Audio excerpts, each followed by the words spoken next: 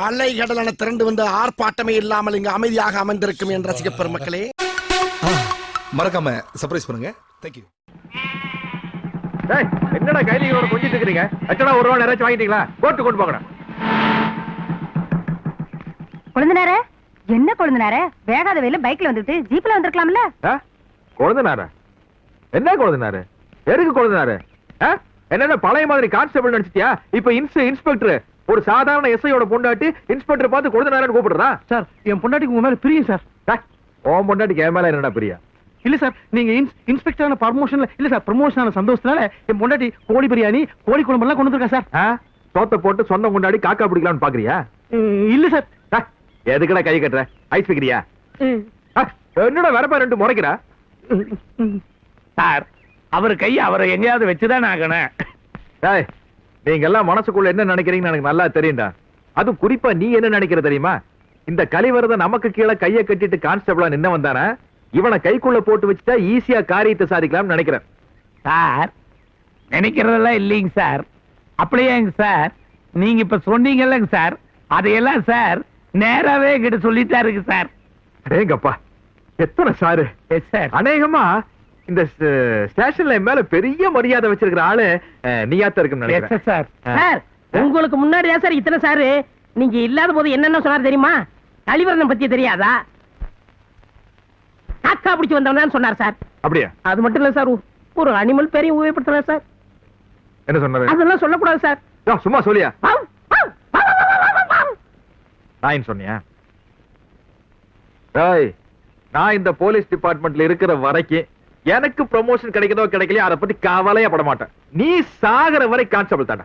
Thank you sir. அங்க நிக்கிற பாரு பொம்பளை, அதுக்கிட்ட அந்த பிரியாணி வாங்கிட்டு சார். இப்பதான் சாப்பாடு வந்து அந்த பொம்பளை திட்டுனீங்க. ஓ, எடுப்பு சோறு எடுத்த 25 ரூபா ஆகு. ஓசியில பிரியாணி எவன் நொட்டு வா, வாங்கிட்டு வா. சூட ஒரு டீ வாங்கிட்டு வா. சரிங்க. அப்படியே பூண்டு நிறைய தட்டி போட்டு மசாலா வடை நிறைய வாங்கிட்டு வா. சரிங்க சார்.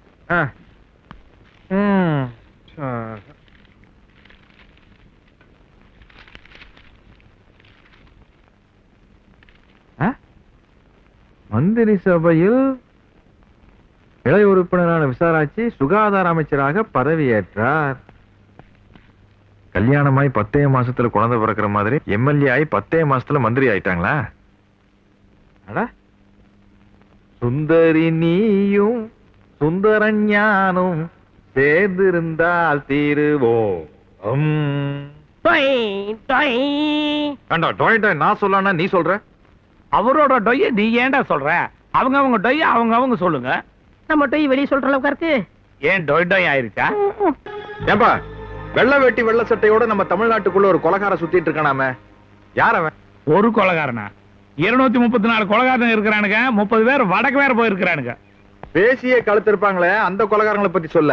இவன் நிஜமாவே கத்தி எடுத்து குத்துவானாமே, நெத்தியில விபூதி பட்டை எல்லாம் வச்சுட்டு நடுவில் ஒரு குங்குமம் போட்டு வச்சுட்டு இருப்பான்னு. நம்ம சடகோபனுங்க. அதனிய செல்லமா நம்ம சடகோப சார். அவர் கையில எத்தனை வாங்கி சாப்பிட்டு இருக்கான்? இவரு கூட 5 வட்டிக்கு அவர்கிட்ட பணம் வாங்கி இருக்கிறாருங்க. இப்ப உள்ள இருக்கானா வெளிய இருக்கானா? முந்தானத்தான் வெளிய வந்தானுங்க. உனக்கு எப்படி தெரியும்? போஸ்ட் அடிச்சு ஓட்டிட்டாங்க சார். இதுக்கெல்லாம் கூட போஸ்ட் அடிக்கிறாங்களா? அவனை பத்தி மட்டும் ஏன் இவ்வளவு தான் விசாரிக்கிறீங்க? அது எங்க சொந்தக்கார பொண்ணு ஒண்ணு இருக்குது, அவனுக்கு பாக்கலாம் வேண்டாம்.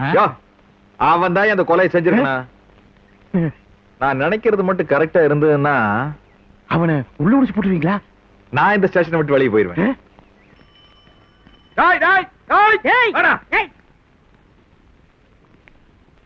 பண்ணி அண்ணா கூப்பிடுங்க. வாங்க அண்ணா மாதிரி போயிட்டு இருக்கிறேன். கவனிக்கலீங்க. கவனிச்சிருந்தா மன்னிச்சுக்கண்ணா. காதுல ஒழுகுறேன், என் காலில் ஒழுகுறேன். அப்படியே பழக்கமாயி போச்சுங்க. டாக்டர் விட்டாரு. யாரு? டாக்டர் டீஸ்படா. இவர் போலீஸ். போலீஸ் தானுங்க இவரு. என்ன பேரு? பழனிசாமி. எங்க வேலை பாக்கு? ஸ்பின்னிங் மேல ஸ்பின் டிரைவருங்க. இது என்னது? இது சட்டைங்க. அது எங்களுக்கு தெரியும். ஏன் மடிச்சுட்டு இருக்கிறேன்? அது ஃபுல் கை சட்டை போட எனக்கு பிடிக்காதுங்கண்ணா. இங்கே வட வடனாங்க, அதனால மடிச்சுட்டு பழக்கமாயி போச்சுங்கண்ணா. அண்ணா! என்ன டாக்டர் டிஎஸ்பி ஐயா, ஒரு அடியோட நிறுத்திட்டீங்க. அண்ணா! ஏண்டா, உனக்கு ஃபுல் கை சட்டை தச்சு போட்ட இங்க நச நசன ஆகுது இல்ல, அப்ப மரியாதையா ஆஃப் கை சட்டை தச்சு போடலாம் இல்ல? அது என்னடா ஃபுல் கை சட்டை தச்சு அப்புறம் அதை மடிச்சு விடுறது? சொல்லுங்க. 1 மீட்டர் துணி வேஸ்ட் ஆகுது இல்ல?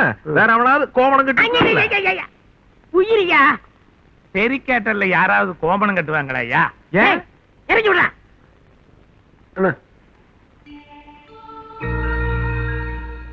ஏய், இனிமே சாகுற வரைக்கும் புல் கை சட்டையை மடிச்சு விடக்கூடாது. சரி குணமா போனாலும் புல்கை சட்டோட தான் போகணும். சரி வா போடு. எப்படி மரியாதை? மரியாதைங்களா இது? அதெல்லாம் கொஞ்சம் கூட கிடையாதுங்க. சும்மா உங்க முன்னால ஆக்டிங் அப்படி பண்ணுவானுங்க. அப்பா, எப்படி ஜம்ப் பண்ணிட்டு போலாம் பாத்தீங்களா? நேர்மை நாணயம் இதையெல்லாம் மறிக்கக்கூடிய சில பேரு இன்னும் நாட்டுல உயிரோடு இருக்கத்தான் செய்யறாங்க இல்ல? இல்ல, இதுக்கு முன்னால் 2 வார்த்தை சொன்னீங்க, அதுக்கு ஒண்ணும் அர்த்தம் புரிய மாட்டேங்குதே. நேர்மை நாணயம் அப்படின்னா உனக்கும் தெரியாது? சத்தியமா தெரியாது. Good policeman. I like you. அட நம்ம டிஜிபி. Hello police. என்னம்மா கண்ணு சௌக்கியமா? அட என்ன ரியாக்ஷன் எல்லாம் பண்ணிக்கிறீங்க? வேலை எழுதி கொடுத்தீங்களாமே அன்எம்ப்ளாய்டு. சோத்துக்கு என்ன பண்றீங்க? அட ஹலோ நில்லுங்க. பேசி தீர்க்க வேண்டிய விஷயம் நிறைய இருக்குல்ல. நீங்க வாட்டுக்கு போயிட்டே இருந்த அப்படியே நில்லுமா.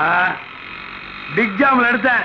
மீட்ரு 90 ரூபா, 2 மீட்டரு 150 ரூபா, கைவலி வேற 50 ரூபா கொடுத்தேன். 230 ரூபா ஆச்சு. ஐயா 230 ரூபா கொடுத்து சட்டத்துறை தைக்கிறது நானு. புல்கையா போட்டேன்னா ஆப்கையா போட்டேன்னு அன்றைக்கு அதிகாரத்தில் இருக்கிற திமிர்ல ஒரு அரை வேற விட்டு என்னை புல்கை போட சொன்னேன். 15 வருஷமா நான் என்ன கஷ்டப்படுறேன் தெரியுமா? அரிப்பு தாங்க முடியலையா? அதிகாரத்தில் இருந்ததுனால தானே அன்னைக்கு நீ என்னை அரைஞ்ச. இப்ப நான் உன்னை அறை விட்டுமா? அரைக்குமா? என்ன அடி வாங்கிட்டு பேச மாட்டீங்க? அது உனக்கு எனக்கு வித்தியாசம்.